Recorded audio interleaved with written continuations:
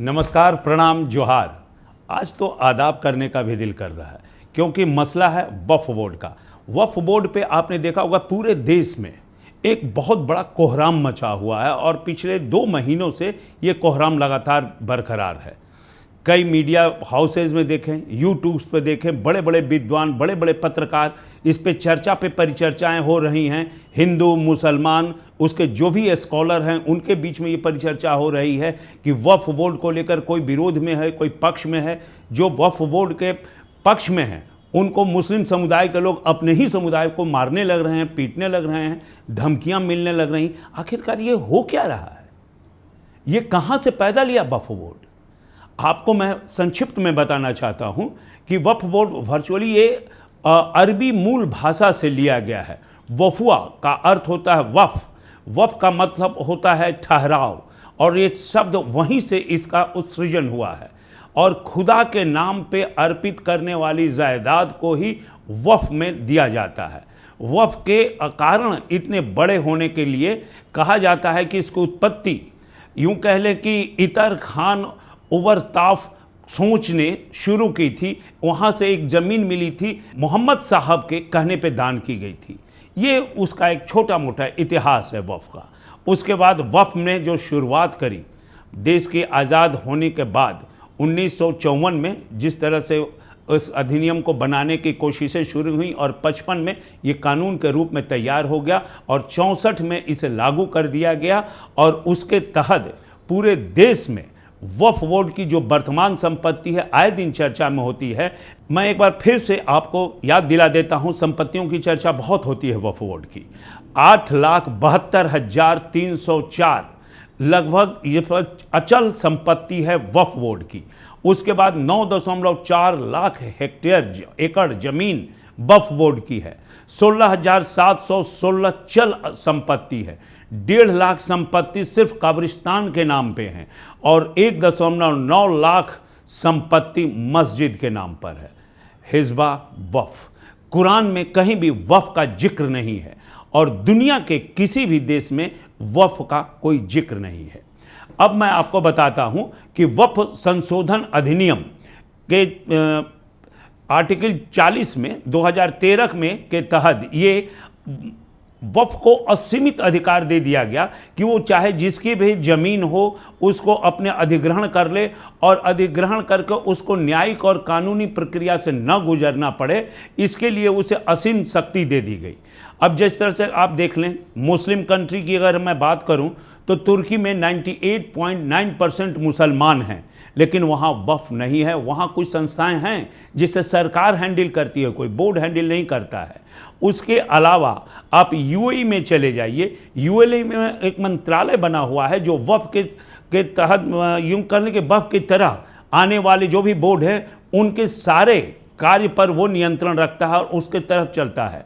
उसके अलावा इंडोनेशिया 100% मुसलमान का देश इंडोनेशिया, और उसमें भी कहीं वक्फ का जिक्र नहीं है। दुनिया में 57 इस्लामिक कंट्री हैं, कहीं वक्फ नहीं है, सिर्फ हिंदुस्तान में है। GAA, general authority for the अलमायन, इसको भी वक्फ ने पूरी तरह से अपने अंदर कर दिया है। लेकिन ये जो GAA है ये 1-2 मुस्लिम कंट्री में है, लेकिन उसको संचालित सरकार करती है। अब हम करते हैं कि ये वक्फ 8 अगस्त को इसे पेश किया गया संसद में, और 8 अगस्त को इसको पेश करने के बाद ये पिछली बार से ये लगातार JPC में गया और JPC में जा कर के इसके जितने यूँ समझ लें कि जितने भी लोग थे JPC के मेंबर, उनमें वाद विवाद, लड़ाई झगड़ा, मारपीट, यहाँ की यूँ कह लो कि सर फुटोवल हो गया जनाब। आप देखें ना वक्फ बोर्ड में कितने MPओं के सर फूट गए। और उसके बाद ये वक्फ बोर्ड जो है वो आकर के लगभग 2 दिनों तक इस पर बहस चली। 2 दिनों पर बहस चली राज्यसभा और लोकसभा में, रात भर 4 और 5 अगस्त को हुआ और इसे रात में, आधी रात में ये पास हो गया, उसे लागू कर दिया गया। और कुछ पुराने जो प्रावधान थे उसकी जगह पर नए प्रावधान इसमें लाए गए हैं, इसके अलावा कुछ नहीं है। और जो भी प्रावधान लाए गए हैं मुस्लिम समुदाय के, पसमानदा मुस्लिमों के, मुस्लिम महिलाओं के हित में लाए गए हैं। बोर्ड को बनाने के ढंग से ही ये लगता है कि ये जो अन्य शेषी संपत्तियों पर दावा ठोकता था उसे हटाया गया है, और इसमें गैर मुस्लिम महिलाएं और गैर मुस्लिम भी रहेंगे और महिलाएं मुस्लिम महिलाएं भी रहेंगी। ये वर्चुअली बना हुआ था इसलिए बॉस कि ये गरीब दबे कुचले जो बेवा हैं, तलाकशुदा हैं, या जो दीनहीन लोग हैं, यतीम लोग हैं, वो मुसलमानों का जो हक है उनके लिए बना गया था। 655 पन्नों का रिपोर्ट जेपीसी में दिया गया। 20,000 से ज़्यादा केस अभी वक्फ बोर्ड में पेंडिंग है बॉस, अभी 20,000 से ज़्यादा। कांग्रेस द्वारा बनाई गई सच्चर कमेटी के भी रिपोर्ट को ये लोग नहीं मानते हैं। और ये सबसे बड़ी बात है कि आर्टिकल 341 के तहत जो धार्मिक आधार पे आरक्षण मिलता था उसको भी समाप्त करने की बात कही गई है उन्हें। और ये पूरी चीज़ें जो तमाम चीज़ें हैं, ये तमाम चीज़ें जो हैं वक्फ बोर्ड में संशोधन करके, यूं कह लें इसको एक तरह से संशोधित करके एक क्रीमी लेयर हटा करके इसमें से इसको पूरी तरह से मुस्लिम समुदाय के जो दबे कुचले गरीब लोग हैं उनके लिए तैयार किया जा रहा है। क्योंकि आपको याद होगा कि सच्चर कमेटी अभी जेपीसी बनी, इसके पहले इंदिरा गांधी के समय में भी फखरुद्दीन अली अहमद ने वर्नी कमेटी बनाई थी, उसका गठन किया था। और उस वर्नी कमेटी में ये था कि 1 रुपये प्रत्येक एकड़ जमीन जो है वक्फ को देने का प्रावधान हो गया था। मुरारजी ने उसे अस्वीकृत कर दिया था, लेकिन पुनः 84 में जो एक सिंपैथी की लहर थी, राजीव गांधी आए, उन्होंने उसको स्वीकृति दे दी। देखिए, नेहरू से शुरू राजीव गांधी तक अभी तक यह चल रहा है। यह मामला जेपीसी में जब गया तो जेपीसी में इस पे बड़े पैमाने पे कंसल्टेशन किया, और इसने मुझे नहीं लग रहा है कि जेपीसी ने इतने बड़े पैमाने पे इतिहास में अभी तक का जो है कभी नहीं किया होगा। 15 राज्यों का दौरा किया गया इसमें, और 15 राज्यों के दौरा करके सभी स्टेक होल्डर से बात करी गई और हर स्टेक होल्डर को प्रॉपर समय दिया गया। जेपीसी में 44 संशोधन आए थे, जिसमें से 14 को जेपीसी ने मान लिया और उन तमाम संशोधनों को उन्होंने अपने एनेक्सचर में जोड़ लिए। याद कीजिए, 17 मार्च को जंतर मंतर पर इस्लाम के समर्थक जो भी लोग थे, राजनीतिक लोग जो इसको बहुत बड़ा बवंडर बनाना चाह रहे थे, उन्होंने सोचा कि एक और बड़ा बवंडर खड़ा किया जाए। याद होगा आपको एनआरसी सीए के समय शाहीन बाग जो महीनों भर चला था और लोगों ने ऐश किए थे सड़क पर बैठ के, दिल्ली का जीवन जीना दुर्लभ हो गया था। यद्यपि को उस समय केजरीवाल थे जिनका सपोर्ट भी था, लेकिन यह सपना चकनाचूर तब हो गया कि देश ने उन मुसलमानों का साथ देना छोड़ दिया और जंतर मंतर पर कोई खड़ा नहीं हुआ, कुछ गिने चुने लोगों को। और जो विपक्ष अभी वर्तमान में सबसे कहती है कि कांग्रेस जो है नया मुस्लिम लीग का अवतार के रूप में आई है, इस कांग्रेस ने जो उसका पूरी तरह से समर्थन किया, नेहरू गांधी से लेके राहुल गांधी तक कांग्रेस के लोग उसके गुणगान करते हैं वक्फ बोर्ड के। क्योंकि 95 में, और या मनमोहन सिंह की बात हो या फिर पीवी नरसिम्हा राव की बात हो, इन सभी लोगों ने वक्फ बोर्ड को काफ़ी बढ़ावा दिया था। लेकिन प्रियंका गांधी हो, राहुल गांधी हो, खड़गे हो, यद्यपि कि कांग्रेस का कोई सीएम वो वहाँ जंतर मंतर पर नहीं आया। और यही नहीं, मोहम्मद आदिब बहुजन समाज पार्टी के जो एमपी हैं राज्यसभा के, उन्होंने यूएनओ में यूएस प्रेसिडेंट को मोदी के खिलाफ वीसा न देने के लिए भी लिखा था, पत्र लिखा था। 80-90 एमपीओ के हस्ताक्षर थे। अब वक्फ पर जो उन्होंने कहा है कि जगदम्बिका पाल को भी उन्होंने खामियाजा भुगतने की बात कही है।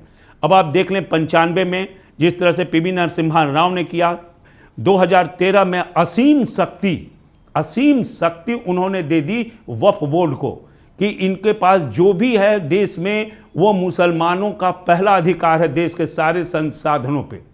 अब एक बात आती है कि वक्फ बोर्ड के लोग, कुछ लोग ये वक्फ बोर्ड के समर्थन करने वाले कुछ राजनीतिक दल कहते हैं कि मंदिरों से क्या मिलता है। अरे भैया, वक्फ बोर्ड से क्या मिलता है ये देखो।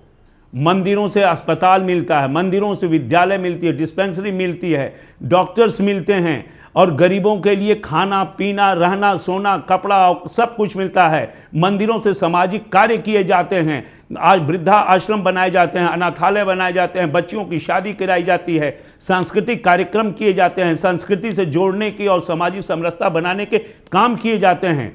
आप उनके उदाहरण ले लें तो छोटे से उदाहरण, तिरुपति बालाजी के पाया देख लें, सिद्धि विनायक के मंदिर देख लें, माँ वैष्णवी के मंदिर देख लें, श्री राम मंदिर अयोध्या को देख लें, शंकराचार्य के चारों पीठ को देख लें, हनुमान मंदिर बनारस में जाकर देख लें।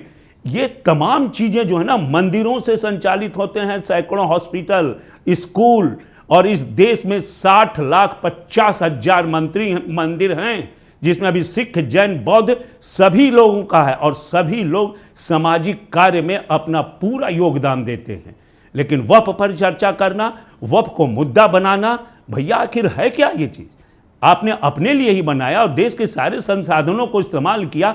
देश के बहुत बड़े ज़मीन को, कोई ताजमहल कहता है वक्फ में है, कोई लाल किला कहता है वक्फ में है। पिछले दिनों मैंने एक निजी चैनल पर देखा कि एक मौलाना कह रहे थे कि प्रधानमंत्री और राष्ट्रपति का जो भवन है ये भी वक्फ की ज़मीन पर है, इलाहाबाद का कुंभ वक्फ के ज़मीन पर है, काशी विश्वनाथ वक्फ के ज़मीन पर है। तो भैया भारत का नाम बदल के वक्फ बोर्ड रख दो, सीधी सी बात है।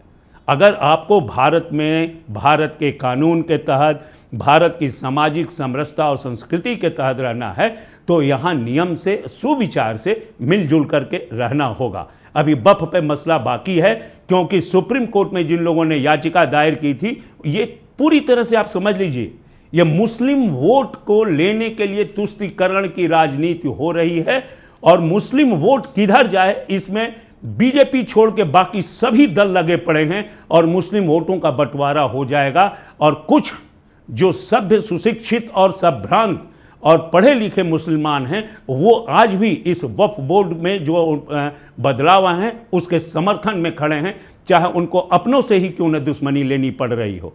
अब 16 अप्रैल को सुप्रीम कोर्ट ने वक्फ बोर्ड की याचिका पर सुनवाई की तिथि रखी है। अब देखना है कि 16 अप्रैल को क्या होता है।